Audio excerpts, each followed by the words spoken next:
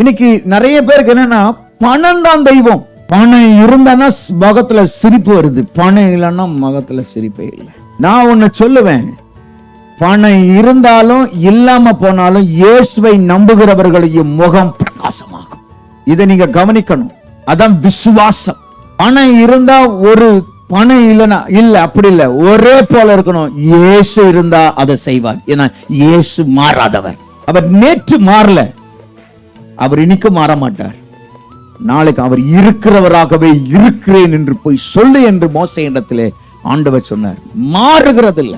எல்லாம் சுமூகமா இருந்தா இல்ல. நம்ம ஒண்ணு நினைச்சுக்கிட்டோம், நம்ம எல்லாரும் இயேசுவின் ரத்தத்தினாலே கழுவப்பட்டவர்கள் மாத்திரமல்ல, இயேசுவின் ரத்தத்தினாலே விலைக்கிரயம் ஆமென் கொடுக்கப்பட்டு வாங்கப்பட்டவர்கள். நான் இயேசுவின் சொந்தம். கைகளை திறந்து சொல்லுங்க, நான் இயேசுவின் சொந்தம். I am not this world children. நான் இந்த உலகத்துக்குரிய, நான் இயேசுவின் சொந்தம். என்னை விலைக்கிரயம் கொடுத்து வாங்கியிருக்கிறார்.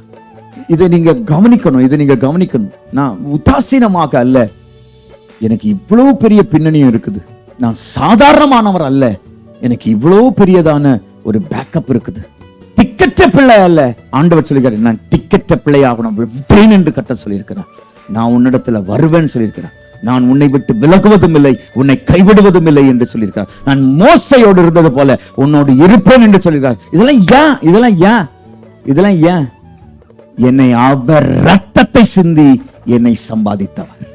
அதனாலதான் உலகத்துல அன்பு தனியா, ஆனா சபைக்குள்ளாக, குடும்பமாக, சபையாக, அன்பாக தேவனை மகிமைப்படுத்த முடிகிறது.